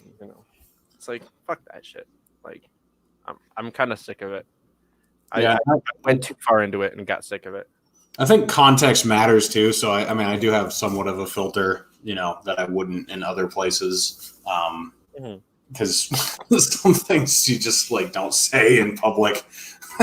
But yeah, I mean, I have a very dark sense of humor and, a very sarcastic sense of humor. Really? Yeah. Never would have known. No? Mm-hmm. Shocking. I am shooketh. Sure. Yeah. Oh man. It is. It's great to have friends with similar senses of humor to you like this, though. Like, I mean, the fact that I can spend 2 hours talking to my 2 best friends about like some of the most fucked up things in the world, and we're all still actually going to be friends and look at each other fondly after this. So, yeah. Are we? You might be right. We'll see. We'll see tomorrow. Yeah, I mean, there's so much fucked up shit. You've got to have a fucked up sense of humor to cope with it, right? Mm-hmm. Yeah. The world is dark. Your sense of humor has to match the world around you, and the world is fucking dark right now. Yeah, I don't know. Like, laughing, dude, like I don't know. I felt that so hard. You're just like, laughing? I mean, the Lolberts are really pissing me off. Like how they're going after people who joke about stuff or who have like controversial opinions that are not necessarily harmful. Like they just their mission is to just like bring people down who don't fit into their tiny little box. And, when the liberals do that, it's like, whatever, it's the liberals. They, that's what liberals do. When libertarians do that, like, it really pisses me off. They can go fuck themselves. So. I think that's most of their problem, not going to lie. That they haven't fucked themselves? Well, no, a little too much of that and not enough, other people doing it for them. Wow. Okay, the weird thing is I know too many of them, and I know that that's true about so much of a majority of the ones that I know. It's kind of like it makes you think. It's not correlation does not equal causation, but it makes you think. Mm-hmm. I strongly believe that the lack of interpersonal connection has contributed more than anything else to the fucked upness of 2020. That doesn't just mean sex, but that still really means sex. Like, I think the fact that most of us went like months without getting laid really, and just like engaging on social media exclusively, it's like that's not going to breed a good society. What if you get laid on social media? I mean, that's that might help. Like, that might be a step in the right direction. yeah, I mean, if you can find someone on social media, then all power to you. I have been actually I put out a poll the other day. Can you find love on Twitter? And I said, "What is love?" You had like 4 options. That's yeah, I said yes, no. What is love? What is Twitter? I didn't see that one. What is love won, of course, but yes took second place. No was actually only like 10 or 15%. It was a pretty low margin, and there was a bunch of people in the comments. Like, one person just actually chimed in today, even though the poll's been over for like a day and a half. It was like 9 years strong with my queen, and I was like, fuck, What? awesome. Like, Twitter's been around for 9 years. Twitter? Oh yeah. What? It's like late 2000s, right? Early. Yeah, I think it's like 07, 08. Yeah. Yeah. Well, I've only had it since last year, or actually 2019. Then I deleted my first account, and then I rebuilt it. So I've only had it since last year too. My current account, the @DavidFite, is actually like 5 years old. No, older than that. 7. 7 years old. But I never used it. I used it to run for class president at Central University my freshman year of college, and like to take part in politics a little bit in 2016, and then never used it until I got to New Hampshire. Really, is when I reactivated that. I made Fight for Liberty while I was running for office, and then I was like, you know what? I have @DavidFite. Like, I should be using @DavidFite because like I actually own my like for my name specifically. That's kind of rare, so I'm gonna take advantage of that. yeah, I've got that going too. I think I'm probably the only Reed Coverdale in the world. But I am not the only David Fite by any stretch of the imagination. There are multiple way cooler David Fites in existence. there's another Scott Coverdale, which is actually my first name. Scott Reed Coverdale. My uncle is Scott Ralph Coverdale. So we both have the same name when you just have the middle initial. And I think I've cashed a check for him once at the bank. Scott R. Coverdale. That's great. I don't think there's another Reed Coverdale. I remember you and I connected on Facebook before I went to New Hampshire. Yeah. And so I knew you as Scott. And I got there and I was talking to the girls about they were talking about Reed. And of course the girls were talking about Reed. Who else were we talking about? No. We were talking, I brought up, I was like, oh, Scott said he's gonna have to take me shooting. And they were like, oh yeah, Reed just took us shooting. We blah blah blah blah. And we were trying to like we were gonna introduce you to yourself. We could all go together. Until we figured out that Scott Reed Coverdale was your name, and that we were talking about the same person. Yeah. That's great. That was in the same conversation where Satya was convinced that Gideon and I are brothers. And she did not let that up until she left. Like that maintained for the entirety of the campaign. Satya and Dasi both were just like convinced that he was my little brother. Would not let it go for months. That night we met was the night the assault weapons ban controversy blew up in the crowd. Oh yes, that was my favorite event. We had an event Stacia, we planned a fucking town hall for Tulsi Gabbard inside of a motherfucking castle. What? Yep. Yes. It There's was literally called The Castle. It's really a church, is what it was. It's like an Okay. old like Methodist church that was repurposed into being like an event space. So it's fairly small, but it has the towers and everything. Like it looks like a castle from the What? outside, like an older like 1800s Methodist church does. And then the inside is all like redecorated. There's a bar and there's like fucking swords on the wall and everything. And Tulsi spoke What? there. That's actually where the picture, like I have a old profile picture of me with Tulsi is at that event also. And yeah, we the people that were running mics for the Q&A fucked up, and they were specifically told, do not hand out a mic until the other one has been taken by the other person, because there's two mics that could like run both sides of the room. They fucked up, and two people had a microphone, so they started arguing. Oh no. And so like one person like got up and so yeah, the first person was like lecturing Tulsi about her gun stance, and that, you know, she was infringing on the Second Amendment and blah blah blah blah blah. This other chick gets up and starts ranting about how like her daughter's life is more important than our right to self-defense.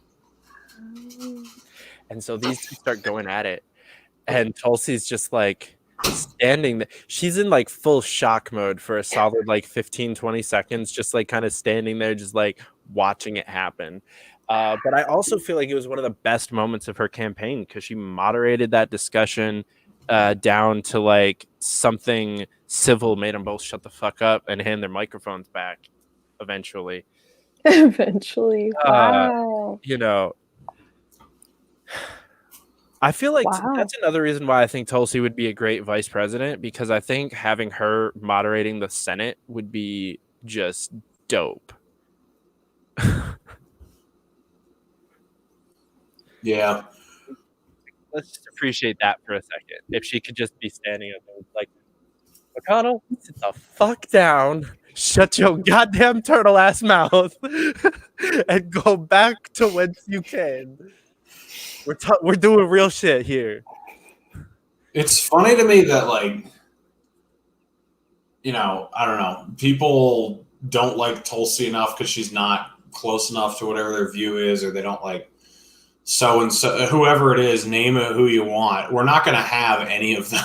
Like, that's the sad part. Like, we can't, you know, let alone like an ideological libertarian. That's never going to happen. But we won't even have Tulsi ever, and we probably won't even ever have.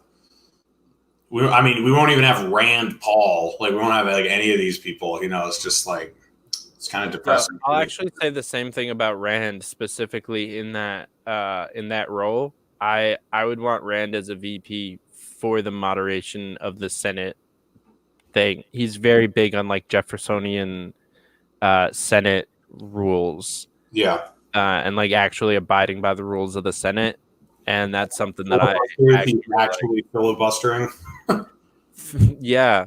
The fact that they made them read this bill, this omnibus bill, was great. Did you hear about that one, Stacia? Yeah. No. So the way that the rules of the Senate works is that if you call for a vote, only one person has to object to waiving the reading of the bill for them to have to read the bill. Technically, they're not supposed to be able to waive it. Like, that's actually kind of what I'm talking about with like Jefferson's rules.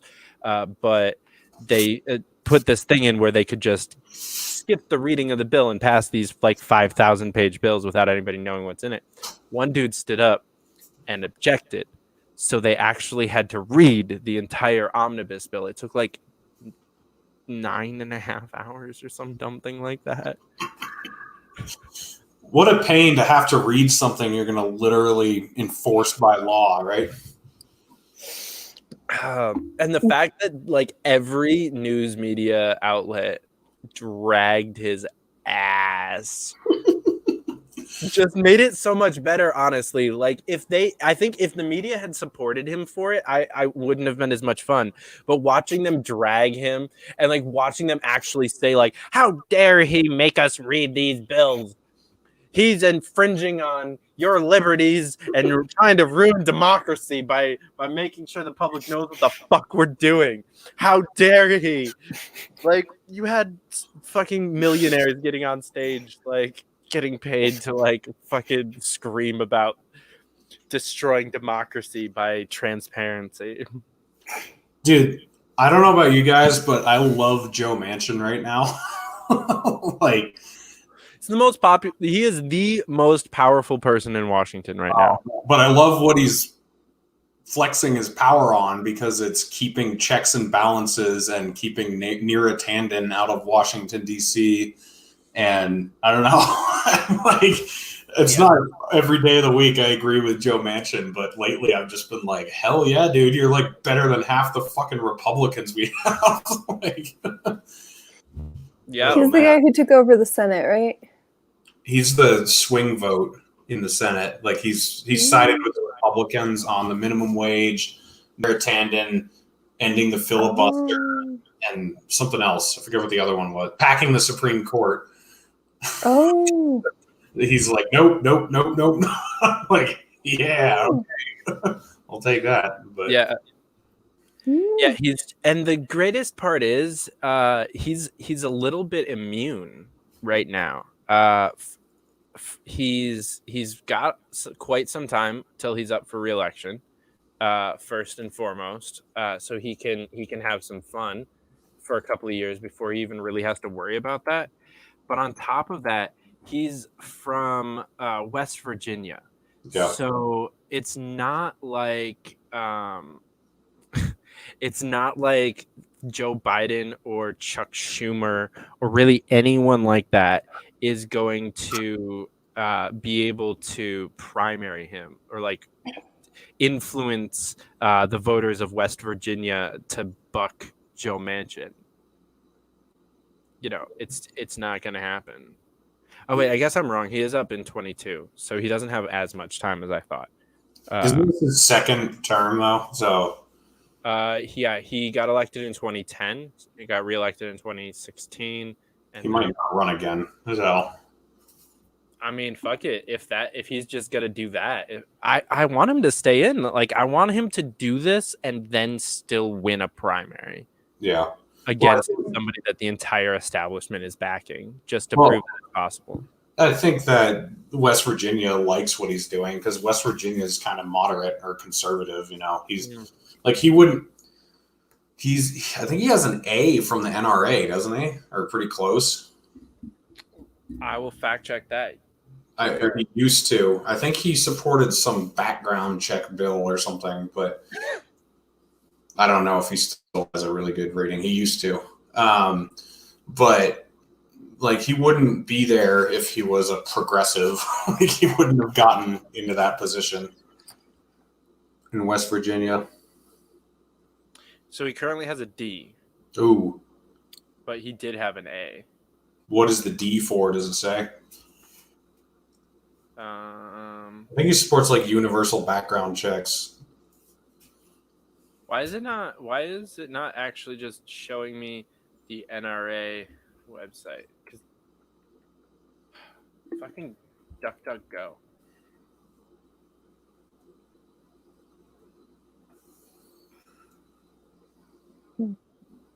Yeah, background checks. Fuck yeah.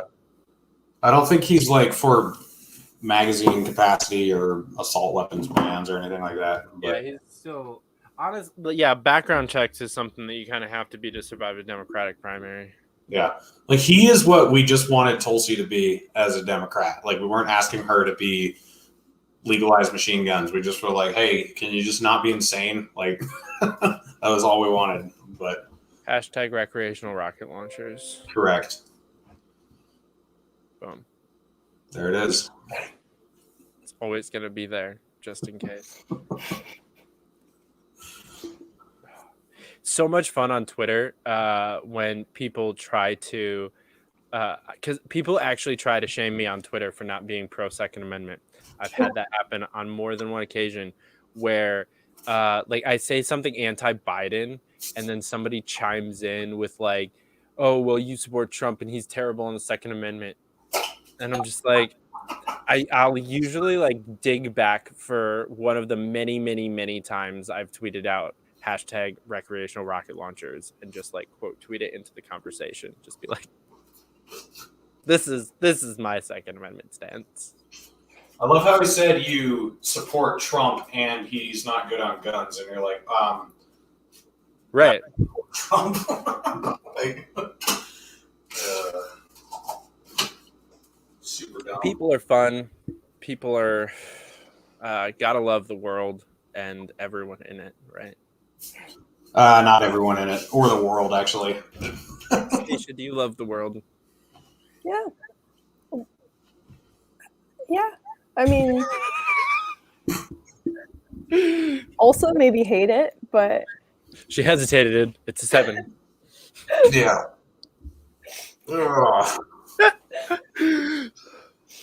You know what? Honestly, like I feel like for most people, I wouldn't believe them saying that, but that sounded genuine, especially with the hesitation. I feel like I actually believe you when you say that you love the world. Well, I gotta sign off here, guys. I gotta tomorrow. We're coming up on. We have passed 2 hours. So, yeah, thank you everyone for tuning in, and we'll catch you next time on Fightin' Friends.